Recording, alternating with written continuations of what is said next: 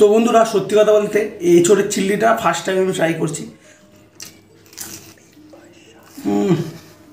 বন্ধুরা দেখে নাও, এখানে একদম ড্রাই এঁচোড় চিল্লি রেডি। একটা এঁচোড়, ক্যাপসিকাম, পেঁয়াজ দিয়ে একটা এরকম নিয়ে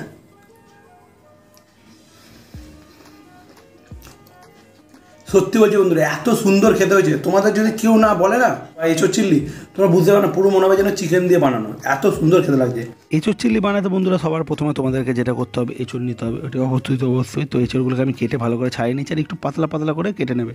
নেওয়ার পরে এঁচোড়গুলোকে একটু পাত্রে জল দিয়ে, নুন দিয়ে, হলুদ দিয়ে এটাকে ভালো করে একটু সিদ্ধ করে নেবে। আর সিদ্ধটা বন্ধুরা একদম নরম করবেন, একটু যেন শক্ত থাকে। এবার এইদিকে এঁচোড়টা সেদ্ধ, আর এর মধ্যে যে সমস্ত ভেজিটেবলগুলো দিই, যেরকম হচ্ছে ক্যাপসিকাম, পেঁয়াজ, টমেটো, এই সমস্ত কিছু আমি কেটে নেবো। তো পেঁয়াজগুলো কেটে নেওয়ার পর আমরা সবাই জানি বন্ধুরা যে পেঁয়াজের খোলগুলোকে ছাড়িয়ে নিতে হয়। এটা এইভাবে তো চিলি চিকেনে দেয়, বেশ খেতেও ভালো লাগে যার জন্য। তো এইদিকে কাটা হতে হতে আমার এদিকে এঁচোড়টাও সেদ্ধ হয়ে গেছে, দেখে নাও।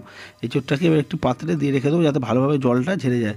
জলটা ঝেড়ে যাওয়ার পরে এর মধ্যে এঁচোড়টা অন্য একটি পাত্রে নিয়ে ওর মধ্যে আদা রসুনের পেস্ট, ভিনিগার, সোয়া সস দিয়ে আর নুন দিয়ে প্রথমে আমি এটাকে ভালো করে মিশিয়ে নেবো। মিশিয়ে নিয়ে এটাকে আরও আধা ঘন্টার মতো রেখে দেবো যাতে এর ভেতরে সমস্ত কিছু ফ্লেভারটা ভালোভাবে ঢুকে যায়। তো উপর দিয়ে যেটা পকোড়া কোটিংটা বানায়, এখানে আমি কর্নফ্লেভার নিয়েছি, একটা ডিম দিয়েছি, উপর দিয়ে একটু লঙ্কা গুঁড়ি দিয়েছি, একটু নুন দিয়েছি, দিয়ে এটাকে ভালো করে নেড়ে চেড়ে নিয়ে একটু জল দিয়ে ভালো করে ব্যাটারটাকে একটু গাঢ় করে বন্ধুরা তোমাদের বানাতে হবে। একদম পাতলা করবে না, যেন একটু গাঢ় থাকে। তো এর উপরে সমস্ত এঁচোড়গুলোকে দিয়ে ভালো করে মিশিয়ে নেওয়ার পরে একটা পাত্রে তেল দিয়ে, তেলটা যখন ভালো করে গরম হয়ে যাবে তো সমস্ত উপর দিয়ে এঁচোড়ে ব্যাটার মাখানো এঁচোড়গুলোকে দিয়ে ভালো করে পকোড়ার মতো করে তোমাদেরকে প্রথমে ভেজে নিতে হবে।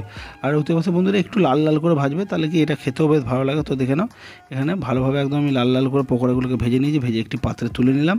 এরপরে তোমাদের যেটা করতে হবে, ওই তেলটার মধ্যেই দিয়ে দেবে হচ্ছে একটু রসুন কুচি, আর একটু দিয়ে একটু নেড়ে চেড়ে নেবে। রসুনটা যখন হালকা একটু ভাজা হয়ে যাবে তো ওপর দিয়ে দেবে কিছু লঙ্কা কুচিটাকে দিয়ে একটু নেড়ে চেড়ে নেওয়ার পরে যখন দেখবে সমস্ত কিছু একটু ভাজা হয়ে যায়, তো ওপর থেকে দিয়ে দেবে হচ্ছে পেঁয়াজ যে টুকরোগুলো, ক্যাপসিকামের টুকরোগুলো দিয়ে একটু নুন দিয়ে ভালো করে প্রথমে তোমাদের বন্ধুরা এটাকে মিশিয়ে নিতে হবে। তারপর ওতে অবশ্যই একটু স্বাদ অনুযায়ী চিনিও দেবে বন্ধুরা। যদি কেউ একটু মিষ্টি খেতে ভালোবাসে, অনেকে চিলি চিকেন, তো তারা চিনির পরিমাণটা বেশি দেয়, তোমরা যেরকম খাবে সেই হিসাবে দেবে।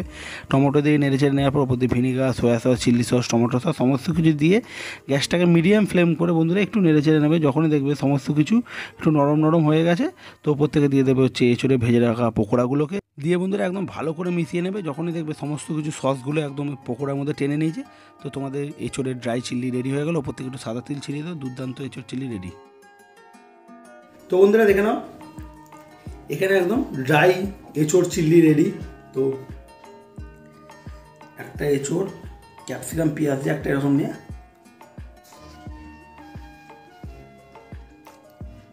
সত্যি বলছি বন্ধুরা এত সুন্দর খেতে হয়েছে। তোমাদের যদি কেউ না বলে না যে এটা ড্রাই চিল্লি বা এঁচোড় চিল্লি, তোমরা বুঝতে পারো না, পুরো মনে হবে যেন চিকেন দিয়ে বানানো, এত সুন্দর খেতে লাগছে।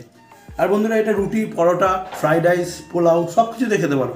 মানে কোনো মতে তোমরা বুঝতে পারো না যে এটা চিল্লি চিকেন নয়, এঁচোড় চিল্লি। মানে তোমাদের খেয়ে মনে হবে তোমরা চিল্লি চিকেনই খাচ্ছ।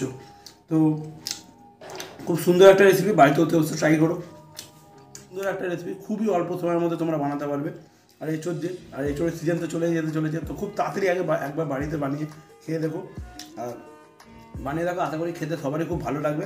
আর ভিডিওটা ভালো লাগলে প্রতি অবস্থায় আমার চ্যানেলটাকে লাইক, শেয়ার, সাবস্ক্রাইব করে দেবে। তো দেখা হচ্ছে আবার নেক্সট ভিডিওতে। তার আগে